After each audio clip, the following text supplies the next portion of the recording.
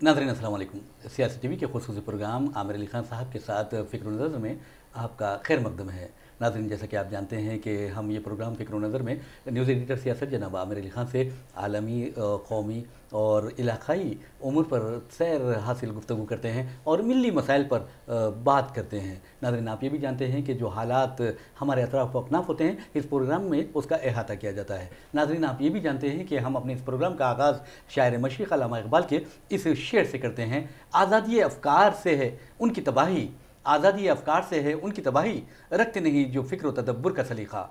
तो आज हम बात करेंगे सलीक़े की, लेकिन ये सलीक़ा है सफाई से मुतालिक, ये सलीक़ा है मच्छरों से बचने से मुतालिक। आप अच्छी तरह जानते हैं कि सारे तेलंगाना में डेंगू का एक हैबत छाई हुई है, दहशत छाई हुई है। तो आपसे सवालात करने से पहले मैं आपको ये बता दूं कि डेंगू की वजह से लोगों में बहुत ज़्यादा परेशानी पाई जाती है। तो क्या आप नहीं समझते कि हुकूमत का ये फ़र्ज़ नहीं बनता कि लोगों की इस मौके पर मदद करे? जी हाँ, बिल्कुल। डेंगू के जो हालात हैं, अगरचे कि वज़ीर सेहत ईटाला राजेंद्रन ने डेंगू या किसी भी किस्म के बुखार को डेंगू से का नाम देने से एतराज़ किया है। और उन्होंने कहा कि वबाई बुखार भी हो सकता है जिसे लोग डेंगू या डेंगी कह के नाम लिया जा रहा है। लेकिन मैं समझता हूँ कि आप नीलोफर हॉस्पिटल जाइए या कोई भी बल्कि कॉरपोरेट हॉस्पिटल भी अगर आप जाएंगे तो एक एक दवाखाने में तकरीबन 4000 लोग रोज़ बुखार की शिकायत से आके अपने आप को अपनी तशख़ीस करा के जा रहे हैं। तो मैं समझता हूँ कि अब तक 56 लोग कुछ यहाँ से फौत हुए हैं डेंगू या जो भी बुखार से, आप उसका जो भी नाम देंगे। सरकारी आदाद शुमार में तो ये नहीं बताया गया कि 56, तो ये गैर सरकारी आदाद शुमार के हिसाब से जो अब तक ये बात आ रही है कि 56 लोग अब तक उसमें मुतासर हुए हैं। अलबत्ता एक जिक्र इसमें ज़रूर मैं करूँगा कि चूँकि आप हुकूमत की मदद की बात की हैं, तो नलगुंडा की एक लड़की जो आके एक कॉरपोरेट दवाखाने में शरीक हुई थी, गालिबन उसका नाम कुछ सुप्रिया नाम था, और नागेश्वर साहब की लड़की थी। वो आई दवाखाने में शरीक होते ही कॉरपोरेट हॉस्पिटल ने 50,000 रुपये उनसे एडमिशन फ़ीस ले लिए। बच्ची की जान बच नहीं सकी, लेकिन बॉडी ले जाने के लिए 45,000 रुपये का मजीद बोझ उन पे आयद हुआ है। तो अब नागेश्वर राव जो अब फिल वक्त जो बाकायदे हयात हैं, वो 2 लाख रुपए 24% सूद से हासिल किए थे। अब ये देखिए कि डेंगू से तो लड़की तो फौत हो गई, 19 साल लड़की थी। लड़की तो फौत हो गई, लेकिन वालिदैन भी अब ज़िंदगी और मौत के कश्मकश में है, लेकिन जो 24% सूद देने का है 2 लाख रुपए पे, तो वो कैसा देंगे। तो ऐसे हालात में मैं समझता हूँ कि देखिए, आप माने या ना माने, डेंगू बोलिए या आप वायरल फीवर बोलिए, जो भी बोलिए, या चिकनगुनिया बोलिए, आप जो बोलना चाह रहे हैं, जो भी नाम देना चाह रहे हैं, आप ये गवर्नमेंट को ये चाहिए कि मैं समझता हूँ कि गवर्नमेंट जो भी पेशेंट बुखार की शिकायत से दवाखाने को रुजू होता है, उसको या आरोग्यश्री में ट्रीट करें या नहीं, उनका जो भी बिल होता है वो मैं समझता हूँ कि गवर्नमेंट को देना चाहिए। इसलिए कि लोग हर किस्म की माशी परेशानी में मुब्तला हैं। अब उसमें अगर कोई कॉरपोरेट हॉस्पिटल को जाता है तो वहाँ तो सिवाय हलाल करने की कोई दूसरी चीज़ नहीं है वहाँ। जी हाँ, बिल्कुल सही। तो इसमें मैं समझता हूँ कि गवर्नमेंट अगर बीच में पड़ती है तो इनके ऊपर काफ़ी, जो लोग तो ठीक है, आप मच्छर को मारने में नाकाम हुए हैं, लेकिन पेशेंट को बचाने में या पेशेंट की माली इमदाद करने में आप एक अच्छा रोल अदा कर सकते हैं, कामयाब हो सकते हैं। तो मैं समझता हूँ कि गवर्नमेंट इसमें मदद करना चाहिए। क्या आपको ऐसा लगता है कि हालिया बजट के दौरान जो बजट पेश किया गया है, चीफ मिनिस्टर ने वाज़ेह तौर पर कहा है कि जो माशी हालात हैं उसकी वजह से बजट में कटौती भी कर दी गई है, तो क्या इन हालात में ये यकीनी हो सकता है कि वो डेंगू के मरीजों की मदद करें? देखिए, इमरजेंसी फंड तो अलग अपनी जगह रहता है। सही है। आप अगर मैं पड़ोसी रियासत की बात करूं तो आंध्र प्रदेश में तो और ही बुरी हालत है, माशी हालत की अगर आप बात करेंगे।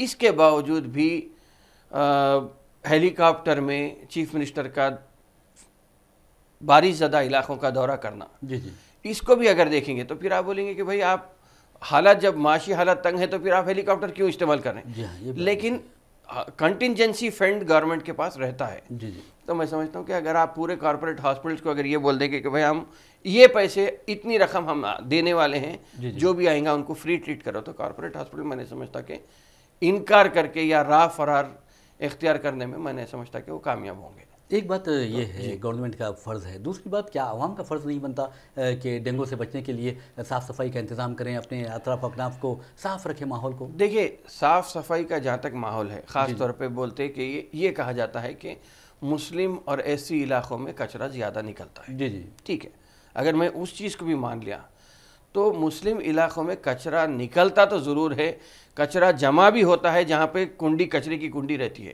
لیکن کیا وہاں سے کچرے کی نکاسی ہو رہی؟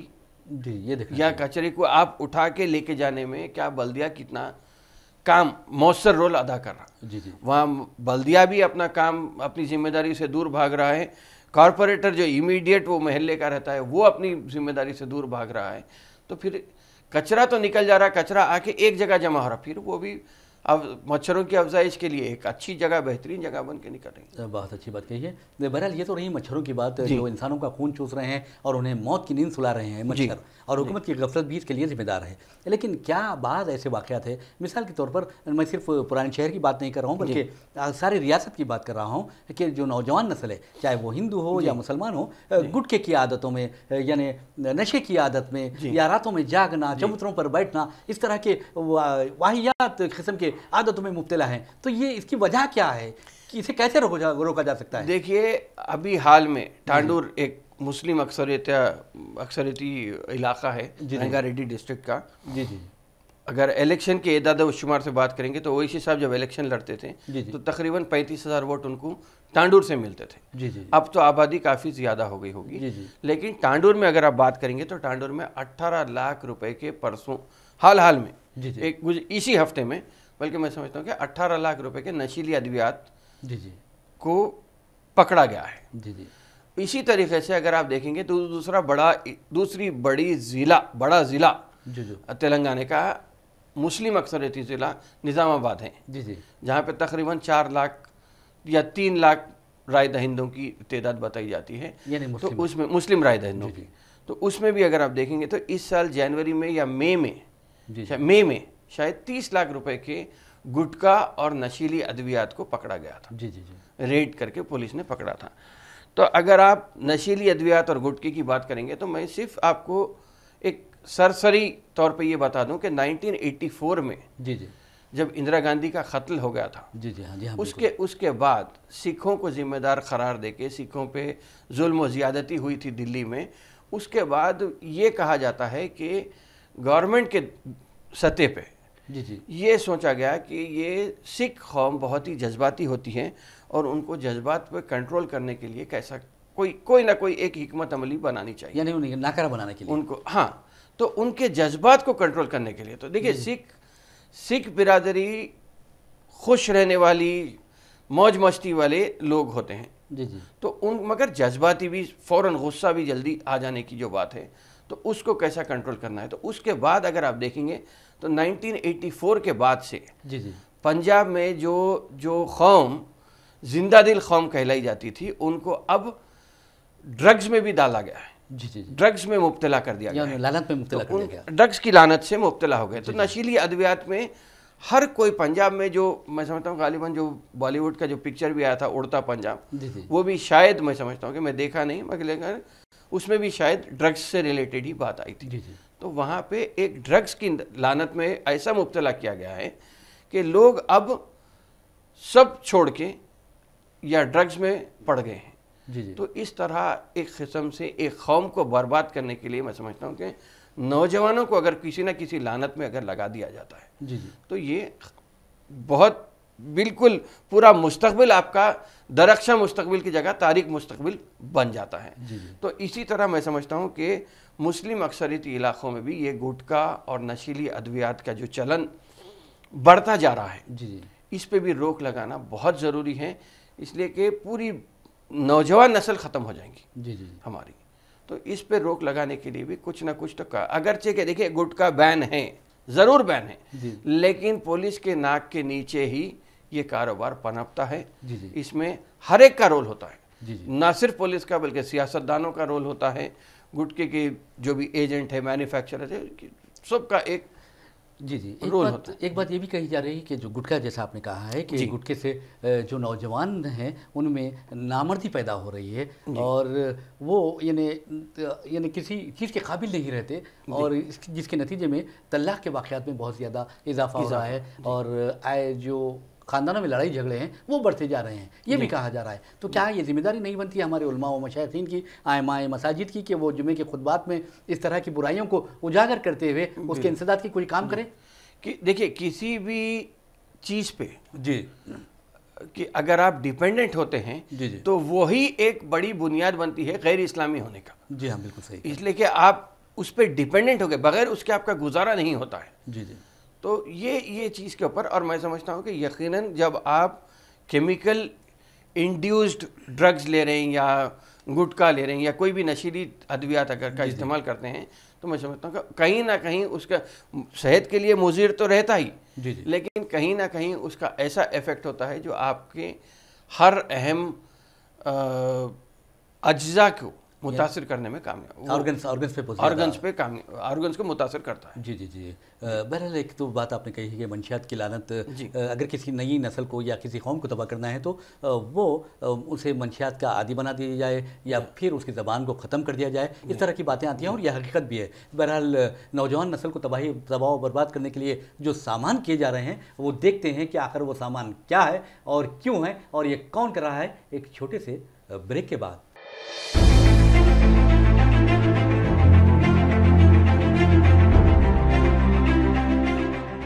ناظرین، سیاست ٹی وی کی تازہ ترین خبریں، مشاعرے، مذہبی پروگرامز اور دیگر تفریحی پروگرامز دیکھنے کے لیے آپ ہمارا موبائل ایپ پلے اسٹور سے ڈاؤن لوڈ کر سکتے ہیں۔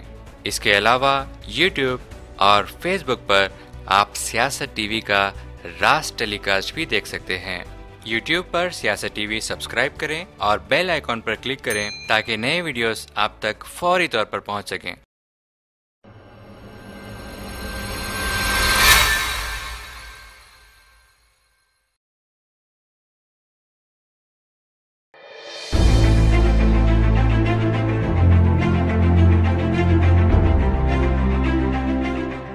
ناظرین بریک کے بعد پھر سے آپ کا خیر مقدم ہے۔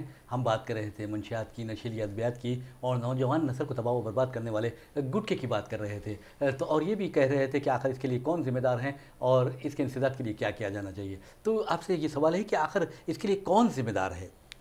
دیکھیے پکچروں میں جو سوشل انفلوئنسرز ہوتے ہیں نا، جو متاثر کرنے والی سماجی عناصر جو ہوتے ہیں، اگر آپ پکچر میں دیکھیں گے تو اب پکچر میں سگریٹ کو ختم کر دیا گیا ہے، نہیں دکھایا جا رہا ہے، اس لیے کہ لوگ دیکھ کے ہیرو پینے سے ہیرو کی تقلید کرتے ہوئے نوجوان نسل بھی وہ چیز شروع کر دے گی۔ تو ایسا جو سوشل انفلوئنسرز ہوتے ہیں ان کو روکنے کے لیے میں سمجھتا ہوں کہ دیکھیں زیادہ سوچنے کی ضرورت نہیں ہے، اگرچہ کہ یہ کہا جاتا ہے کہ زیادہ سوچنے سے آپ کا دماغ اور موڈ دونوں خراب ہوتے ہیں، لیکن میں سمجھتا ہوں کہ گہری سوچ، یہ جو سوچ ہے مثبت سوچ جو ہوتی ہے یا اپنے مستقبل کو اچھا کرنے کے لیے سوچ ہے اس میں آپ کو سوچنا چاہیے، اور میں سمجھتا ہوں کہ اب سنجیدگی سے ہمیں سوچ کے اپنے آپ کو درست کرنے کی ضرورت ہے، اور ہر غیر اسلامی چیز یا ایسے ادویات ہوں یا کسی بھی قسم کی لعنت ہو اس سے دور کرنے کے لیے ہمیں سوچ کے آگے بڑھنا چاہیے۔ جی جی جی، یعنی حالات سے بچتے ہوئے، بالکل حالات سے بچتے ہوئے۔ بہرحال ناظرین یہ تو رہی گٹکوں کی بات رہی اور اس پر جو صحت پر اس کے جو اثرات مرتب ہوتے ہیں اور خاندانوں میں، معاشرے میں جو اس سے بے چینی پیدا ہو رہی ہے اس تعلق سے ہم نے بات کی ہے، لیکن اب ایک اور موضوع آتا ہے۔ میں سمجھتا ہوں کہ ہمیں بین الاقوامی موضوع کی طرف جانا چاہیے۔ آپ نے دیکھا کہ اسرائیلی انتخابات ہوئے ہیں اور اسرائیل کا جہاں تک تعلق ہے کہ اسے میں سمجھتا ہوں کہ اس کرۂ ارض کی ناجائز مملکت کہا جائے تو بے جانا ہوگا، تو وہاں پر جو انتخابات ہوئے ہیں اور نیتن یاہو اور دوسری جو پارٹیاں ہیں وہاں پر ٹائی یعنی برابری کا کانٹے کا مقابلہ چل رہا ہے، تو آپ کیا سمجھتے ہیں کہ مشرق وسطیٰ پر اس کے کچھ اثرات مرتب ہوں گے؟ دیکھیے یہ کہا جاتا ہے کہ بہادری اور بے وقوفی میں بہت چھوٹا ڈیفرنس ہوتا ہے۔ اگر آپ کامیاب ہو گئے تو بہادر ہو گئے، اگر ناکام ہو گئے تو بے وقوف بن گئے۔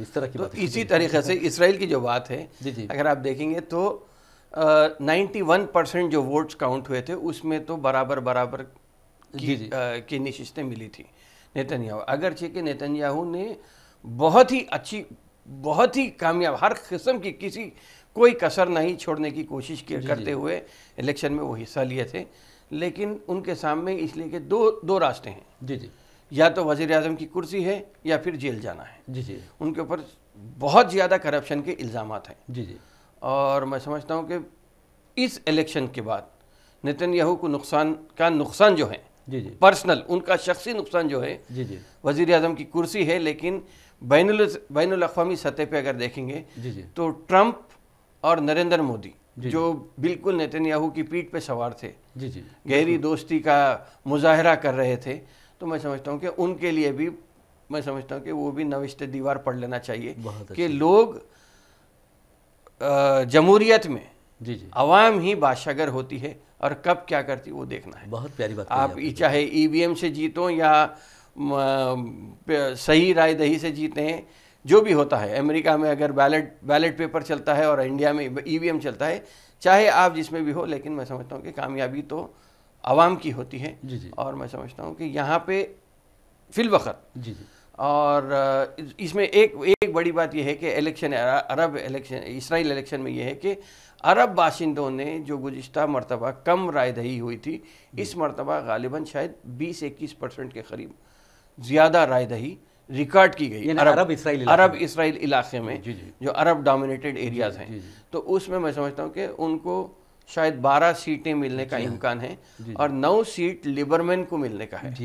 تو اس میں یہ دیکھنا ہے کہ ابھی تک 91% کی جو پولنگ کی بات ہو رہی، اس میں یہ ہے کہ 55 شاید نیتن یاہو کی پارٹی کو ملے ہیں، لیکوڈ پارٹی کو، اور 56 کے قریب ان کے جو اپوننٹ ہیں بینی گرانٹس، ان کو ملے ہیں، ان کی پارٹی کو ملے ہیں، بلو اینڈ وائٹ پارٹی کو۔ اب اس میں یہ ہوگا کہ کون کس کے ساتھ جائے گا، توڑ جوڑ کی سیاست وہاں پر بھی ہونے والی ہے، تو اس میں یہ دیکھیں گے کہ کون جائیں گے۔ تو لگتا یہ ہے کہ بینی گرانٹس کو شاید، اور بینی گرانٹس کا بھی اگر آپ بیک گراؤنڈ دیکھیں گے تو وہ بھی ہے سو ڈیفنس میں تھے، 1977 سے 2014 تک تھے، کئی میڈلز بھی یا ان کو اعزازات بھی ملے ہیں، تو ان کا بھی تعلق تو وہی ہے ڈیفنس سے یا اس میں، لیکن میں سمجھتا ہوں کہ نیتن یاہو کا جو سخت موقف تھا عین الیکشن سے پہلے، یہ اعلان کہ ہم جارڈن ویلی، اردن ویلی کو بھی ہم اپنے آپ اسرائیل میں شامل کریں گے،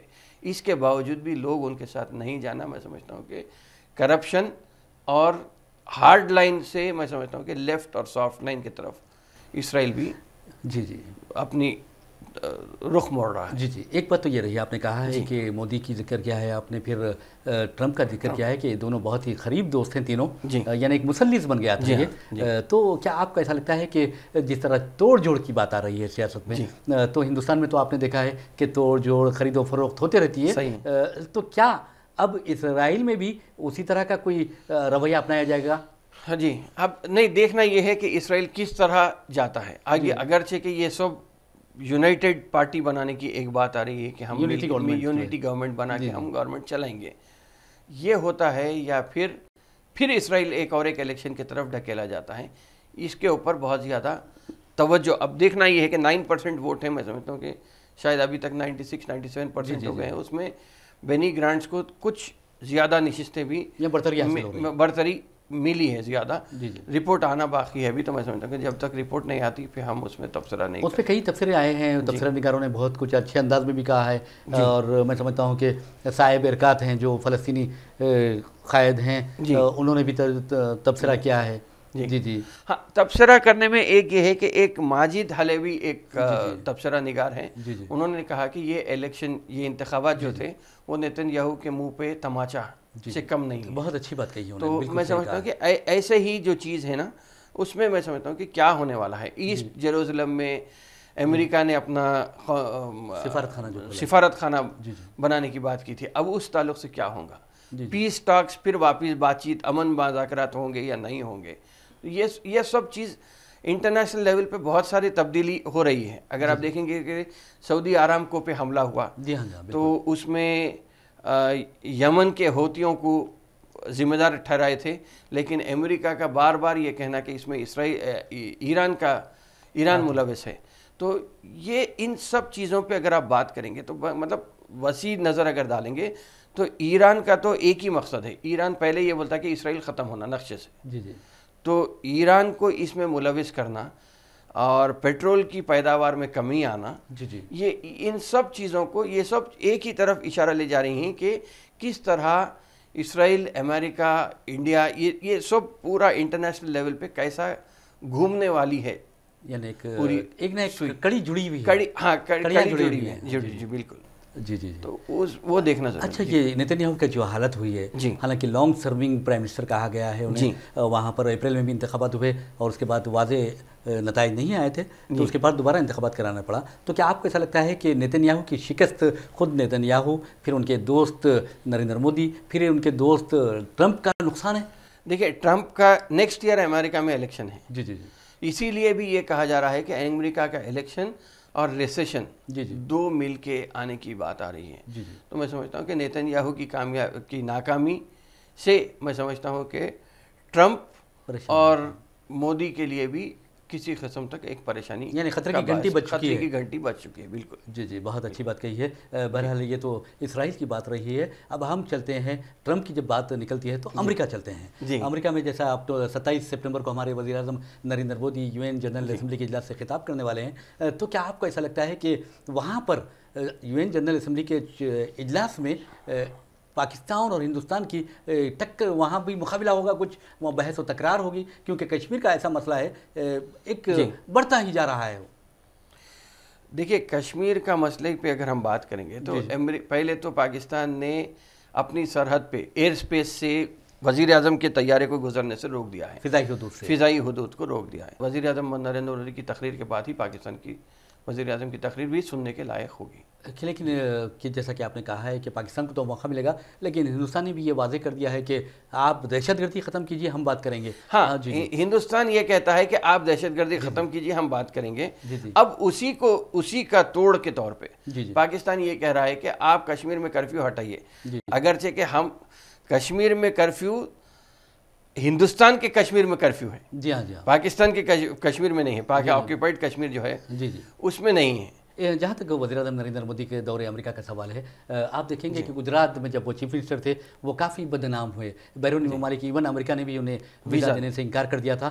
تو اب وہاں پر ان پر چاہے وہ مشرق وسطیٰ ہو یا امریکہ ہو، ایوارڈز کی بارش ہو رہی ہے. تو آپ کیا کہیں گے؟ اب وہاں پر ہاؤڈی مودی جو ایک ایونٹ بھی منعقد ہو رہا ہے، اس بارے میں کیا کہیں گے آپ؟ دیکھیے، مشرق وسطیٰ میں جو ہو رہا ہے، میرا ماننا یہ ہے کہ جو ریال تھے، مطلب جو مڈل ایسٹرن ویلتھ تھی، جو امریکہ میں لگائی گئی تھی، اور امریکہ میں عربوں کے حالات سخت کے حالات زندگی تنگ ہونے سے جو پیسہ وہاں سے نکلا، وہ پیسہ کہیں نہ کہیں تو پارک ہونا تھا، انویسٹ ہونا تھا. وہ پیسہ جا رہا تھا ملیشیا اور انڈونیشیا کو. اب انڈونیشیا میں حالات ٹھیک نہیں ہونے سے میں سمجھتا ہوں کہ وہ پیسہ اب ہندوستان میں انویسٹ ہو رہا ہے. اسی لیے مکیش امبانی کی کمپنی کا معاہدہ ہوتا ہے آرامکو سے.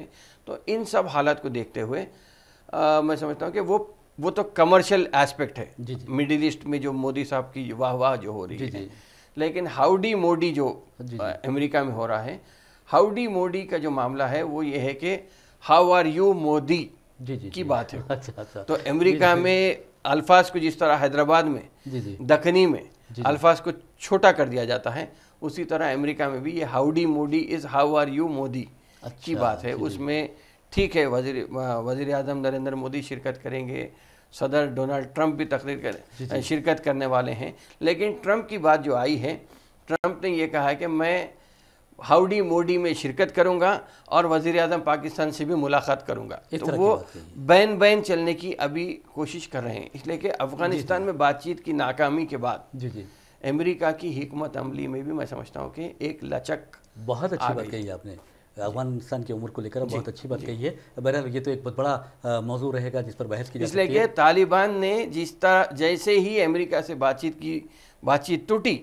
طالبان نے ایران سے مذاکرات بھی شروع کر دیے ہیں. جی ہاں. تو یہ बड़ी तब्दीली है, जी हाँ, एक डेवलपमेंट है। ये ग्लोबल गोलकीपर अवार्ड जो वज़ीर आज़म नरेंद्र मोदी को दिया जा रहा है bill and Melinda Gates foundation की जानिब से, और स्वच्छ भारत के लिए उनकी खिदमत के लिए दिया जा रहा है, तो क्या आपको ऐसा नहीं लगता कि हिंदुस्तान को स्वच्छ भारत की ज़रूरत नहीं है बल्कि जहनों को साफ करने की ज़रूरत है?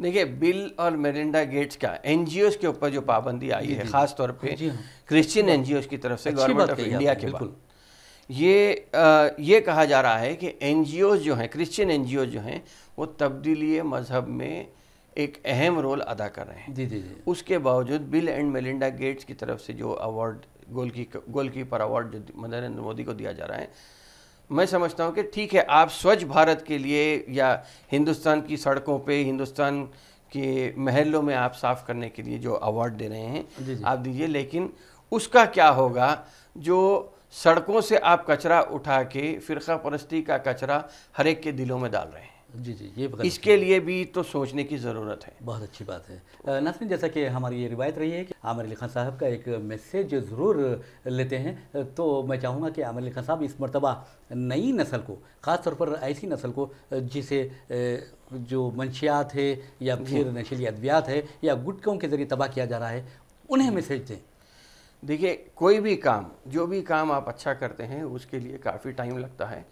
मिसाल के तौर पे ये कहा जाता है कि 2 चम्मच शहद बनाने के लिए 48 शहद की मक्खियाँ काम करते हैं। जी जी, बहुत अच्छी। तो ऐसे ही मैं समझता हूँ कि लानत को ख़त्म करने के लिए आपको सख्त मेहनत करना चाहिए, और बजाय इसके कि आप एक फ़ैशन के तौर पे या किसी की तक़लीद करते हुए, अंधी तक़लीद करते हुए अपनी सेहत को जोखिम में डालना, मैं समझता हूँ कि ये ख़ुदकुशी के मुतरादिफ़ है, और ख़ुदकुशी इस्लाम में हराम है।